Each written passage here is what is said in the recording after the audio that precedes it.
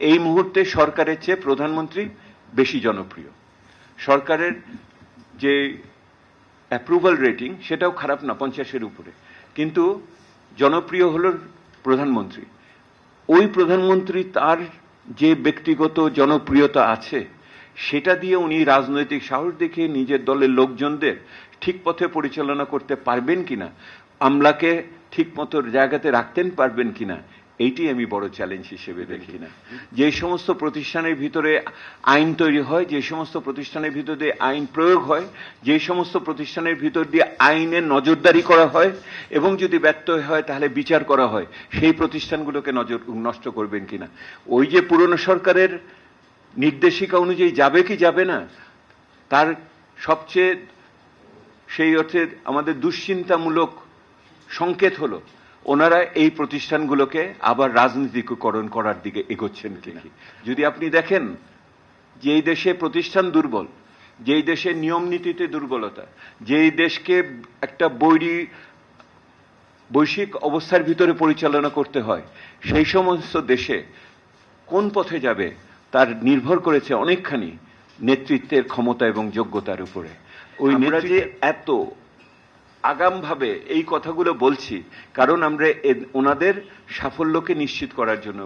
ওনারা সফল না হলে পরে বাংলাদেশের আর বিভিন্ন ধরনের বিপর্যয়ের আশঙ্কা আমরা এখানে দেখি, সেহেতু ওই ধরনের কথাই আমরা সেখানে বলছি। আর যে বিষয়টি আমার কলিগসরা বারবার আমরা নিজেদের মধ্যে আলোচনা করেছি, ওই যে রাজনৈতিক সাহসের অভাবের কথা আমরা যেটা বলছি, তার সবচেয়ে প্রকাশ হলো যে প্রতিষ্ঠানগুলোকে ওনারা দাঁড় করাতে দিবেন কিনা। যে সমস্ত প্রতিষ্ঠানের ভিতরে আইন তৈরি হয়, যে সমস্ত প্রতিষ্ঠানের ভিতর দিয়ে আইন প্রয়োগ হয়, যে সমস্ত প্রতিষ্ঠানের ভিতর দিয়ে আইনের নজরদারি করা হয় এবং যদি ব্যর্থ হয় তাহলে বিচার করা হয়, সেই প্রতিষ্ঠানগুলোকে নষ্ট করবেন কিনা। ওই যে পুরনো সরকারের নির্দেশিকা অনুযায়ী যাবে কি যাবে না, তার সবচেয়ে সেই অর্থে আমাদের দুশ্চিন্তামূলক সংকেত হলো ওনারা এই প্রতিষ্ঠানগুলোকে আবার রাজনীতিকরণ করার দিকে এগোচ্ছেন কিনা। ঢালাইয়ে দৃঢ়তা, নির্মাণে নিশ্চয়তা, প্রিমিয়ার সিমেন্ট, ঢালাইয়ের রাজা। ওনারা যদি রাজনৈতিক পদায়ন করেন তাহলে এটার জন্য সবচেয়ে বেশি ক্ষতিগ্রস্ত হবেন ওনারা নিজেরা। কারণ হলো ওনারা যেই সমস্ত সংস্কারের কথা বলেন, অর্থনীতিতে যে উন্নয়নের যে বিনিয়োগ ইত্যাদির কথা বলেন, আর্থিক খাত ইত্যাদি, সেইটার সাথে যদি অন্যান্য সংস্থাগুলো, যেহেতু দুর্নীতি দমন কমিশন বলেন, মানবাধিকার কমিশন বলেন, গুম কমিশন বলেন, আগামী দিনের নির্বাচন কমিশন বলেন, এইগুলি যদি ঠিক মতো এবং বিশেষ করে সরকারি কর্মকর্তা নিয়োগ ক্ষেত্রে পাবলিক সার্ভিস কমিশন বলেন, এগুলো যদি রক্ষা করতে না পারেন তাহলে অন্যগুলো কিন্তু আপনার কাজ করবে না। এইটাই বাস্তব এবং এইটার ভিতরেই কাজ করার বিষয় রয়েছে। আপনারা যে বললেন যে সরকারের ভিতরে ওনারা পুরনো মানুষ ইত্যাদি ইত্যাদি, একটা আছে মানুষ অভিজ্ঞতা, আরেকটা হলো কাঠামো, তার ভিতরে যারা কাজ করেন এবং ওনাদের দলের ভিতরে অভ্যন্তরীণ গণতন্ত্র ইত্যাদি ইত্যাদির বিষয় সবকিছু রয়েছে।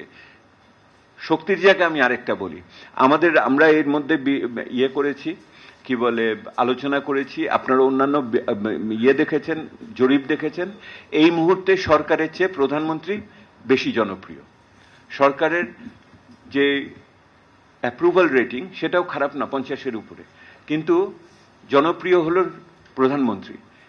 ওই প্রধানমন্ত্রী তার যে ব্যক্তিগত জনপ্রিয়তা আছে সেটা দিয়ে উনি রাজনৈতিক সাহস দেখিয়ে নিজের দলের লোকজনদের ঠিক পথে পরিচালনা করতে পারবেন কিনা, আমলাকে ঠিক মতো জায়গাতে রাখতেন পারবেন কিনা, এইটি আমি বড় চ্যালেঞ্জ হিসেবে দেখি।